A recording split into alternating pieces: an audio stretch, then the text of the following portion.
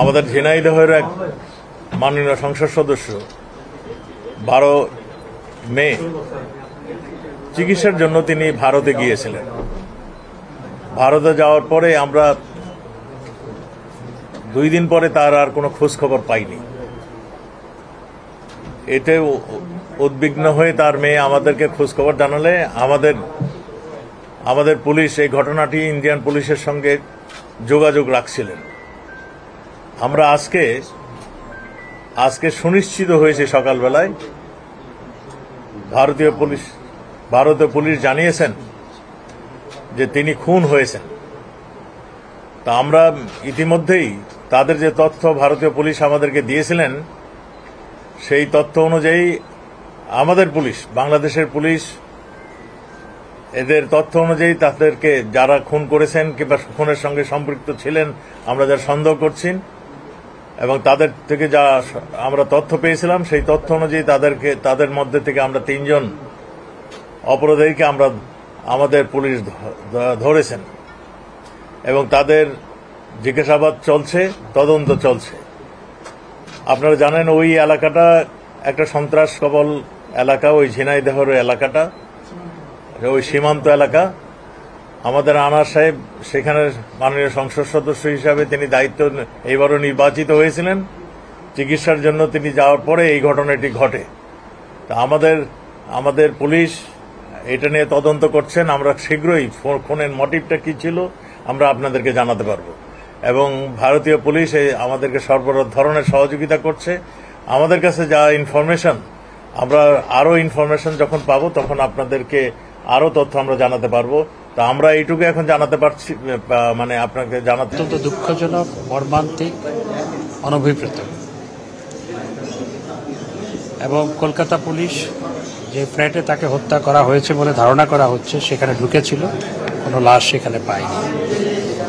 তবে হত্যাকাণ্ডের তাকে এবং কয়েকজনকে গ্রেপ্তার করা হয়েছে, ডিবি গ্রেপ্তার করেছে এবং কলকাতা পুলিশও 2 জনকে গ্রেপ্তার করেছে। তদন্ত চলছে কিভাবে এই হত্যাকাণ্ড ঘটানো হয়েছে। তো এ নিয়ে বিস্তারিত আসলে স্বরাষ্ট্র মন্ত্রণালয় বলবে। আমরা আমাদের মিশনের মাধ্যমে খোঁজ রাখছি এবং মিশন কলকাতা পুলিশের সাথে নিয়মিত যোগাযোগ রাখছে। আমাদের হ্যান্ড থেকে স্বরাষ্ট্র মন্ত্রণালয়ের মাধ্যমেও যোগাযোগ রাখা হয়েছে। তো সুতরাং বিষয়টি তদন্তাধীন, এর চেয়ে বেশি কিছু আমি বলতে পারি। দেখুন, বিষয়টা তদন্তাধীন, এখনো কোনো লাশ তো পাওয়া যায়নি। তো সেই কারণে কলকাতা পুলিশ ফ্ল্যাটে ঢুকেছিল, তারা কোনো লাশ সেখানে পায়নি বলে। কি দেখলে গত 2 দিন ধরে? এখানে 2 দিন ধরে তো আসা যাওয়া করছে, দেখি পুলিশি গাড়ি আসছে, দেখছি। সকালবেলা আপনারাও দেখেছেন পুলিশি গাড়ি সকালবেলা ঢুকলো ভেতরে। এখন কি আছে না আছে সেটা ওনারাই জানে। কি শুনেছেন? কি এই তো শুনছিলাম তো এখানে কিছু আছে, মনে কিছু মারা খারাপ গেছে, কিছু আছে। পুলিশ আসা যাওয়া করছে, নিশ্চয়ই মানুষ দেখছে এর ভেতরে কি আছে।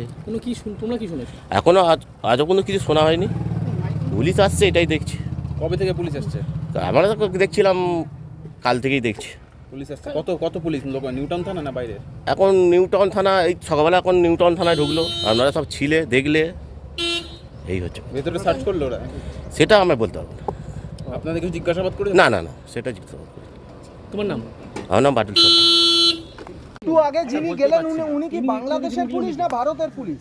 এইটুকু আপনি বলুন যে বাংলাদেশের পুলিশ কলকাতা, ইন্ডিয়া। উনি বললেন সেন্ট্রাল আইবি বলেছে কি? কখন এসেছিল? সরি, পুলিশ, এটা বুঝবো যে আইডি কার্ড দিয়ে পুলিশের, তাই তো? হ্যাঁ স্যার। আর কতজন এখনো আছে ভিতরে? স্যার সরি বলতে পারছি। বডি কি বা কোনো কিছু পাওয়া গিয়েছে? স্যার সরি জানি না, বলতে পারছি না। আর আপনার সিকিউরিটি কজনকে জিজ্ঞাসাবাদ এখনো পর্যন্ত করা হয়েছে? সিন্ধিয়া ডিউটি করছিল, করা হয়েছে? প্লিজ বাইরে যান বলছি। কজনকে জিজ্ঞাসাবাদ করা হয়েছে?